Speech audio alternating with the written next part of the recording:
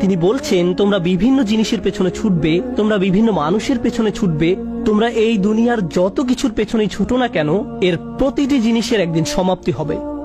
এর প্রতিটি জিনিস দুর্বল। এই কারণে তুমিও দুর্বল হয়ে পড়েছ।